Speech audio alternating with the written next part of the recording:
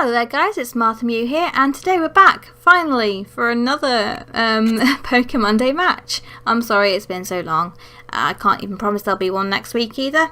But we have two Psychic decks coming up for you now. So on my side of the field, in the purple sleeves, there is a Naganadel Beast box deck. Mainly just focused on Psychic Pokemon, so just Naganadel and Dawnwing's necrozma mainly. So just rolling to see who goes first. And on Rob's side of the field, we see a Lunala and necrozma deck. So it's both necrozmas, necrozma and Dawnwing's necrozma. We see it on Rob's side. So I unfortunately start with a Pheromosa.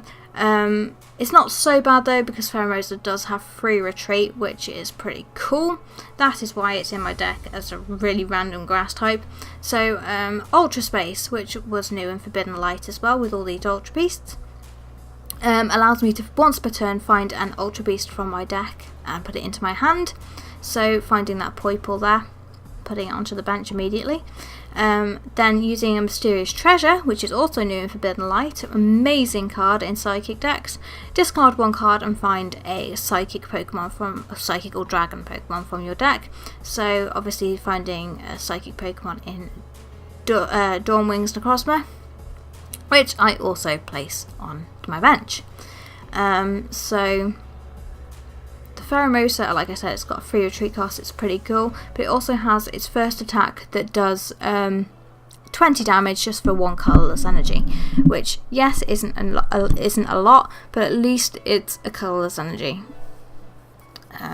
It's mainly there for its free retreat. Yeah, kind of works well with Dawnwings a little bit.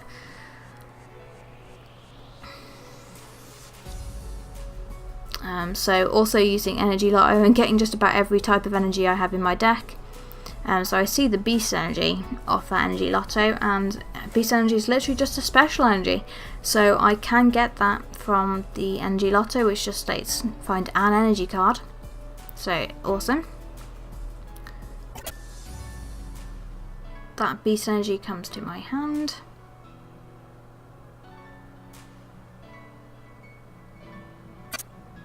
Flying half of the cards over the table. So Rob's side, you will see how well Lunala works with being able to heal a lot. It's a little bit annoying, but you will see what I mean.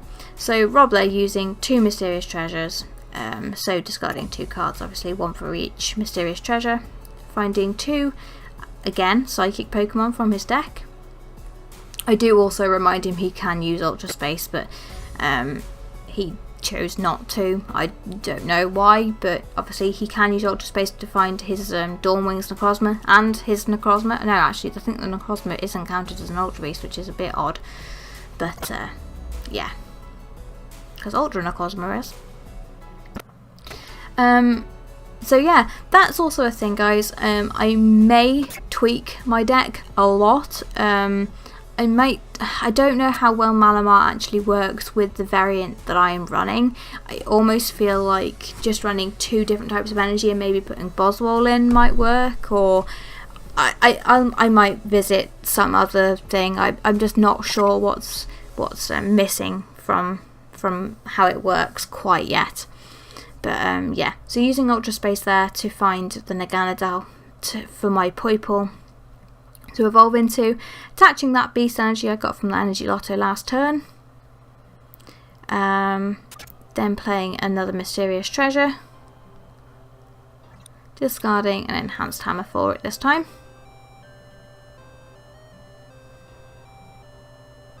and I'm thinking about getting an Inkay, but at the minute I actually want to do more damage with Naganadel's Beast Raid, since I only had that energy, that single Beast Energy in my hand. I don't have any other, so I mean I could gamble and see if I got any more energy in the coming turns and just gone for the Inkay, and then I think I have a Malamar in my hand already, but for the time being, that wasn't any good. So yeah, using the free retreat that Pheromosa has to come into the Naganadel, calculating the damage, and it does 20 damage for each Ultra Beast in play, on my side of the field. So there's 4, meaning 80 damage, and then the Beast Energy adds 30 damage to that, meaning it's doing 110 damage. So you can see Rob's hand there, he's got 2 energy and a Cynthia. He's attaching one of the energies to his Dawn Wings, and then using the Cynthia, putting the other energy back into the deck, and being able to draw 6 cards. Cynthia is an amazing card, and once rotation happens, probably going to be one of the very few draw supporters that people actually use in their decks, because Sycamore will be gone, and N will be gone. I kind of wonder how many people are going to use Judge for their own hand to be replenished. I mean, it's not replenished so much because it's only 4 cards, but it's still swapping both players' hands. So there we go, the first instance of why this deck is annoying to play against. Max Potion on that necrozma. Obviously didn't need to demonstrate how really annoying it can be, but just healing that 110 damage I did and saving it from demise next turn. So going back to my turn, playing the Ultra Space and finding myself another Ultra Beast, getting another Poiple, I think. Just checking the rest of my deck to see what's in there. Yep, putting another Poiple on the bench. Seems like a good plan.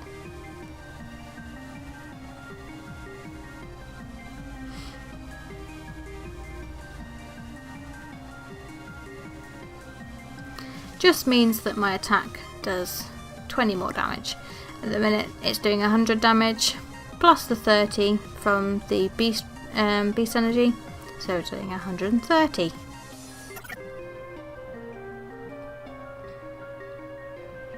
Okay, so Rob drawing for turn that Ultra of the Moon, getting rid of my Ultra Space.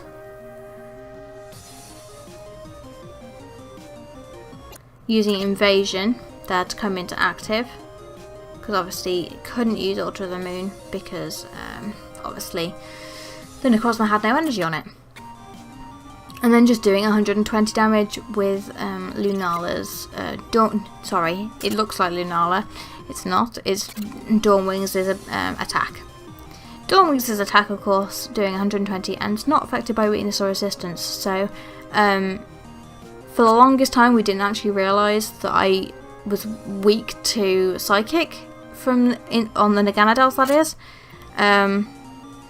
So we thought we'd boo-booed up a little bit more than we have, but actually it turns out that there's only one thing that really matters from that, or 1 or 2, but it doesn't actually affect the game in any way. So as you can see there, using the Ace Roller to pick up the Naganadel, moving all of the other things to the Naganadel had on the bench, re-evolving again, and yep. Pretty cool. Me doing a boo-boo there and just putting the damage on my Pokemon rather than his. It's all good though. So yeah, I missed that. I field blowered away the Ultra of the Moon just so that there wasn't going to be any sneaky retreating from this Dawn Wings. Not without paying its energy cost, of course. And then again, doing the 120 damage to my Naganadel.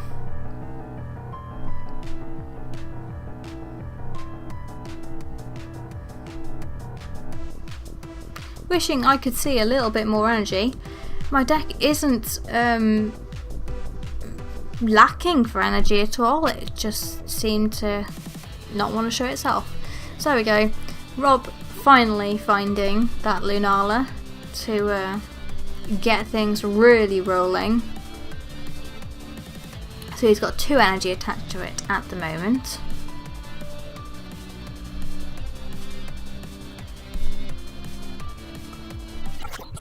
And just passing the turn.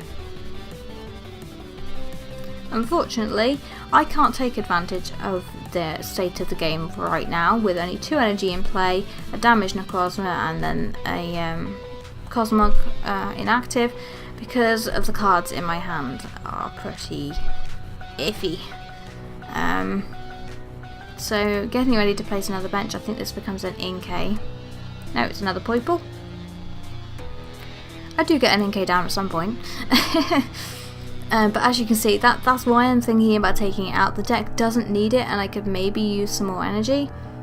So I have the Guzma to bring in the Lunala. I'm thinking, while it's not got much energy on it, the best I can do is try and hit it now, get it out of the way, and then it kind of stops Rob's game plan.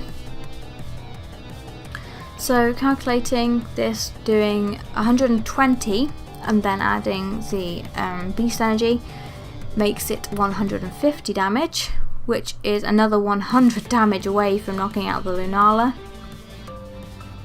And getting the 3rd energy there for the Lunala. And then I think luckily Rob had just the card in hand to undo all of my hard work. So Lunala's ability enables him to psychic transfer, which is moving any energy anytime to any other Pokemon he likes.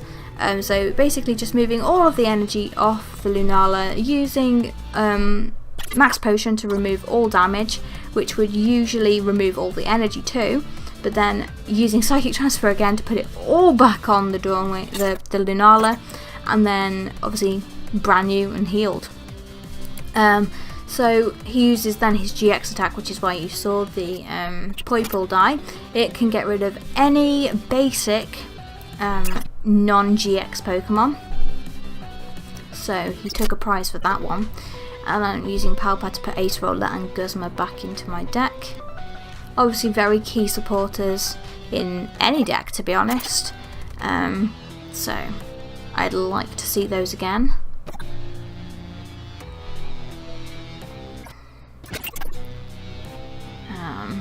I can see that he's got a switch in hand, which is rather nasty because the switch will enable him to move his Lunala out of active and move the necrozma into active.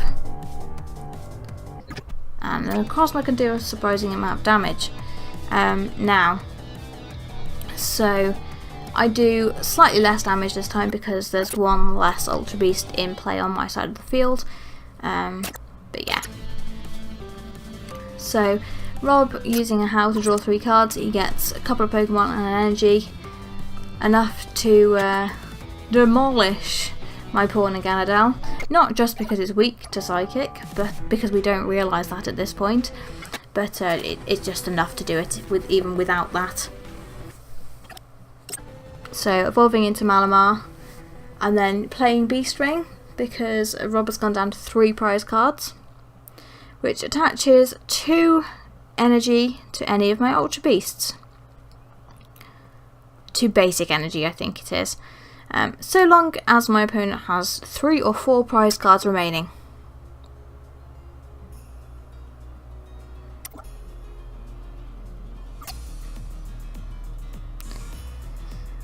I think my biggest misplay here was maybe because obviously not realising at this point that the Naganadel was weak to Psychic. I should maybe have put this energy onto Dawn Wings instead. I'm pretty sure there's no energy, or there might be. I should have checked whether there was any energy in my discard pile right now, because I should maybe have left the Pheromosa inactive for the time being when everything happened, so that I could put the energy on, in hindsight, the Dawn Wings, and then attached from the Beast Ring onto the Dawn Wings too, then Invasion or Free Retreat, because it would have been Pheromosa inactive, and just do 120 damage. And obviously not being weak to Psychic, Dawn Wings wouldn't have been knocked out unless he did shenanigans with his own necrozma, that is. So playing Sophocles, discarding a Mysterious Treasure and a Pal Pad, I think it was. Drawing 4 cards. And playing a Lunala Prison Star he got off his draw. So just moving the energy that was attached to Lunala to the bench. I almost knocked that Lunala out, almost, and then he draws another max potion. And this is where, yes, it becomes exceptionally annoying. Playing Switch to move the necrozma into active. Now this is one of the instances, like I said, where it kind of matters that we didn't realise that I was weak to Psychic, because he ends up discarding more energy than he really needs to. But it's not the end of the world, I will just say that. Mainly because he's got this Lunala Prism Star on his bench, and that can recharge a lot of that energy that he's just lost, or most of the energy he's just lost, just by one attack. And that Lunala has got 160 HP. So yeah, Rob taking 2 more prize cards there, going down to 1 prize card. He's leaving, of course, this necrozma that is damaged and active. And obviously he could have healed that with his max potion, but the Lunala is so much more important in the matchup. As long as he's got the Lunala to move the energy around, he's pretty much set. Could I have killed all the pieces to get the Lunala off the field? I would have, believe me. So there we go, using Malamar to charge up the Naganadel. Again, I feel like if I'd have realised that I was weak to Psychic, I may have relied slightly more on Dawn Wings. Regardless,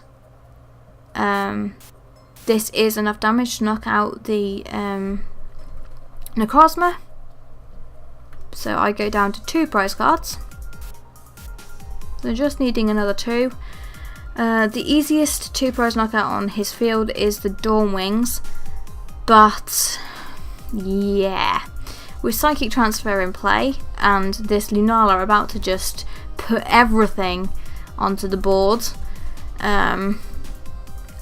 it becomes very difficult, because the Lunala, as long as it's the GX Lunala, as long as it's in play, just becomes very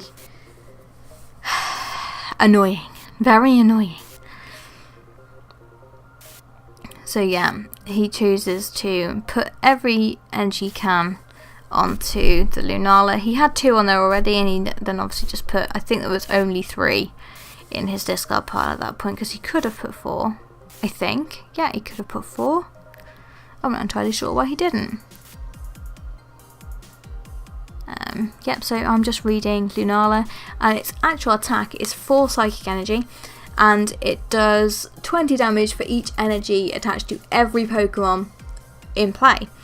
So he's got 5 there, I've got 1, that makes 6, so it's doing 120 damage.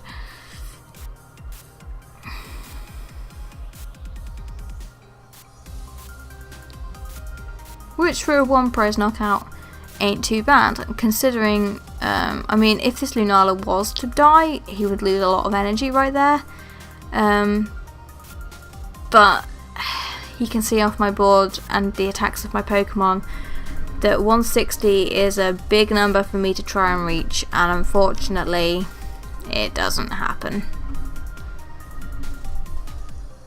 So I think here is roughly where we realise that Naganadel is weak to Psychic, and maybe we've misplayed, but in actual fact, to be honest, it was only the necrozma play and discarding the right amount of energy to knock out the Naganadel beforehand that actually it really mattered. It also might have mattered because he may have chosen to keep the Lunala inactive and attack with the Lunala instead. Maybe, but anyway. So using Malamar to put energy onto Dawn Wings, and I think I may attach that energy that's in my hand to the Dawn Wings for turn. possibly.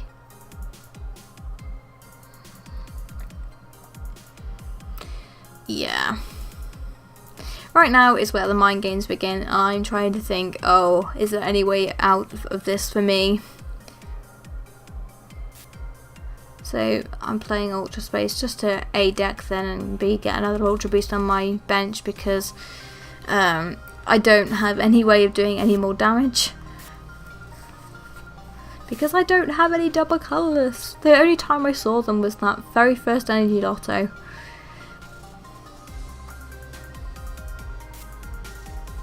So guys, if you learn anything, always get a double colourless from Energy Lotto if you don't already have something in hand. Because you may never see them again. So what the conundrum is here, guys, is basically he needs one prize. So he could very easily knock out the Pheromosa if I was just to leave it inactive for me to have a turn. Yeah, and because of the way Lunala works, he can... he basically, at this point, and we don't realise this, he can move all of his, well, 4 energy to the Lunala on his bench. The Lunala GX. I think what makes it for him is that he gets an Ultra of the Moon, but I'm not 100% sure what I remember. So yeah, attaching that energy for turn to the Dawn Wings. I choose to Guzma because I feel like this is my only chance. Guzma up the Dawn Wings necrozma. Put in the Pheromosa because it's got free retreat.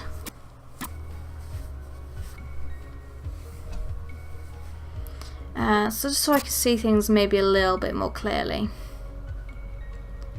It's all because I need a 2-prize knockout, and if I don't make it this turn, it is pretty much guaranteed that he can come back and knock everything out on my field, and it doesn't matter what he knocks out because yeah, obviously he only needs 1 prize. So I choose to put the Dawn Wings in, just hoping that he can't knock it out, because obviously it needs another energy to do even any damage at all. I can see the Ultra of the Moon in his hand. He doesn't even need this energy retrieval, because like we said... Oh, he does need the energy retrieval actually, I think. Or does he? I'm not sure. I can't remember. So he's going to attach one of those, I think. So Ultra of the Moon. I don't think he had any energy in hand, so he maybe did need it. So Ultra of the Moon, allowing him to any Pokemon with any Psychic or Dark energy, I think it is, attached to it, has free retreat cost. So moving with Lunala's ability, one of the energy he had in play to the Dawn Wings, so he's able to retreat it. And then we do the math, and with that 1 energy he was able to attach this turn, it does 180 damage, which knocks out my Dawn Wings. So guys, thank you very much for watching. Maybe see you next week for another Pokémonday, but in the meantime, have a lovely week. Bye bye!